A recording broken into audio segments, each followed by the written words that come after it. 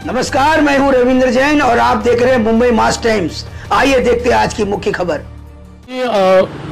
ही एक पद्धत आहे की ज्यावेळी आपण पहिल्यांदा मुख्यमंत्री पदाची शपथ घेतो त्यानंतर माननीय राष्ट्रपती, माननीय प्रधानमंत्रीजी, माननीय उपराष्ट्रपती यांची भेट घ्यायची असते। त्याप्रमाणे मी त्यांची भेट घेतलेली आहे।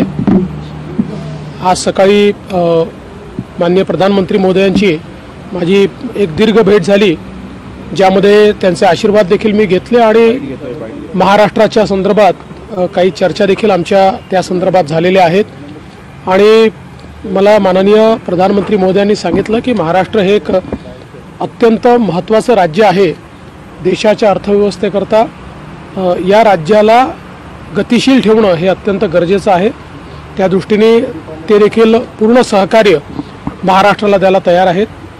मी काल आमचे राष्ट्रीय अध्यक्ष नड्डाजी, गृहमंत्री अमित शहाजी, त्याचप्रमाणे माननीय नितीन गडकरीजी, संरक्षण मंत्री राजनाथ सिंगजी, पक्षाचे जे सगळे प्रमुख लोक आहेत यांची देखील सदिच्छा भेट घेतलेली आहे। आणि रात्री माननीय आमचे नड्डाजी, अमित भाई आणि BL संतोषजी यांच्यासोबत मंत्रिमंडळ विस्तारासंदर्भात चर्चा देखील केली। राष्ट्रपतींची तुम्ही भेट घेतली, उपराष्ट्रपतींची घेतली, काय त्यांच्या राष्ट्रपती महोदयांनी त्या ठिकाणी मी त्यांना निमंत्रित केलं की त्यांनी महाराष्ट्रात यावं। राष्ट्रपती महोदयांनी सांगितलं की मी लवकरच अशा प्रकारचा कार्यक्रम तयार करेन आणि महाराष्ट्रात येईन। जागा वाटप 100% पूर्ण झालंय का? आता मंत्रिमंडळाच्या विस्ताराचा कुठलाही तिढा नाहीये।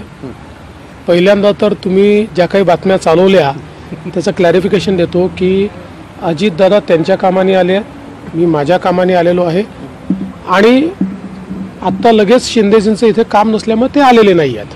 त्यामुळे ते मुंबईत आहेत, आम्ही दिल्लीत आहोत। कालपासनं आजपर्यंत माझी अजितदादांची दिल्लीत भेट देखील झालेली नाही आहे। मी माझ्या पक्षाच्या नेत्यांना भेटायला आलेलो आहे आणि आमच्या पक्षाचे मंत्री कोण असतील, त्यांच्या पक्षाचे कोण असतील, शिंदे साहेबांचे शिंदे साहेब ठरवतील, अजितदादांचे अजितदादा ठरवतील। आमच्या पक्षाचे मंत्री कोण असतील याचा निर्णय हा शेवटी आमचं जे काही पार्लमेंटरी बोर्ड आहे, आमचे नेते ते घेतात। त्यामुळे काल बावनकुळेजींनी आणि मी आमच्या नेत्यांची भेट घेतलेली आहे, त्याच्यावर चर्चा केलेली आहे। प्रत्येक विभागातनं प्रॉबेबली कोण मंत्रिपदाचे उमेदवार असू शकतात, कोणाला आपण बनवू शकतो, असे एक प्रॉबेबल शॉर्टलिस्टिंग देखील त्यांच्यासोबत आम्ही केलेलं आहे। आता या संदर्भात वरिष्ठ स्तरावर ते निर्णय करतील आणि आम्हाला कळवतील। नरेंद्र मोदींचं फॉर्म्युला वगैरे सगळा ठरला, तुम्हाला कळेल। तुम्ही नरेंद्र मोदींना भेटलात, नरेंद्र मोदींचं तुमच्यावर एक विशेष प्रेम आहे। ज्यावेळी मुख्यमंत्री कोण होणार ही चर्चा सुरू होती तेव्हा सुद्धा नरेंद्र मोदींच्या वतीने देवेंद्र फडणवीस होणार हे आम्हाला ऐकायला मिळत होतं। तुम्ही आज काय सांगाल, काय स्पेशल बातमी? मला असं वाटतं की मोदीजी हे आमचे सर्वोच्च नेते तर आहेतच, पण एक प्रकारे आमच्या पक्षामध्ये आमच्या सगळ्यांकरता पितृतुल्य अशा प्रकारचं ते नेतृत्व आहे। त्यामुळे आमच्या सगळ्यांचं एक स्पेशल कनेक्ट हा मोदीजींसोबत आहे आणि त्यांचं प्रेम, मार्गदर्शन आम्हाला मिळत असतं। प्रसंगी आम्ही चुकलो तर आम्हाला रागवतात देखील। त्यामुळे एका पालकाच्या भूमिकेमध्ये ते या ठिकाणी आहेत आणि त्यांना भेटणं ही नेहमीच मला असं वाटतं एक अतिशय आनंदाची गोष्ट असते।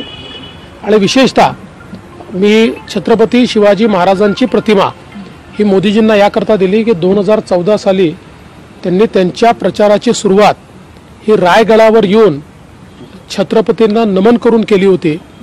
छत्रपती शिवाजी महाराजांच्या बद्दल त्यांच्या मनामध्ये प्रचंड श्रद्धा आहे आणि छत्रपती शिवाजी महाराजांनी जो मार्ग दाखवला आहे त्या मार्गाने चालण्याचा प्रयत्न ते नेहमी करतात। म्हणूनच मी त्यांना ती मूर्ती दिली। आणि पूर्ण होईल की काही बाकी तारीख तुम्हीच ठरवली आहे, आम्ही ठरवायची अजून। एक राजकीय प्रश्न आहे, शरद पवारांचा आज वाढदिवस आहे, अजित पवार कुटुंबियांसह त्यांना भेटलेले आहेत आज। चांगली गोष्ट आहे। आमच्याहीकडनं शरद पवार साहेबांना खूप खूप शुभेच्छा आहेत। ईश्वराने त्यांना दीर्घ आयुष्य द्यावं, उत्तम आरोग्य द्यावं आणि जी काही राज्याची, देशाची सेवा ते करतायत ती त्यांनी करत राहावी अशा प्रकारची आमची शुभेच्छा। परभणी आणि बीडच्या संदर्भामध्ये माहिती आहे तिथला जो परभणीमध्ये जे काही घडलं, खरं म्हणजे एकतर संविधानाच्या संदर्भात माथे फिरू व्यक्तीने जी काही त्या ठिकाणी कारवाई केली त्याचा तर निषेधच केला पाहिजे। मात्र एक गोष्ट निश्चित आहे की तो व्यक्ती माथे फिरू आहे, एक प्रकारे ज्याला आपण ज्याच्यावर मनोरुग्ण म्हणतो अशा प्रकारचा मनोरुग्ण आहे आणि त्याला लगेच अटक झाली. अटक झाल्यानंतर इतक्या मोठ्या प्रमाणात हिंसा होणं हे काही योग्य नाही आहे.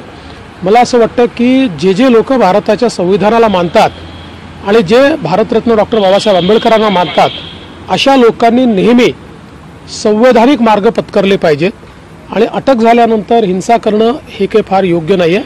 तथापि आता तिथे शांतता आहे आणि भविष्यातही शांतता राहावी असा आमचा प्रयत्न आहे. महाराष्ट्राचे गृहमंत्री तुम्हीच असणार. अरे बाबा थोडी वाट पहा ना, एवढी घाई काय करतो, सगळं सांगता. चला.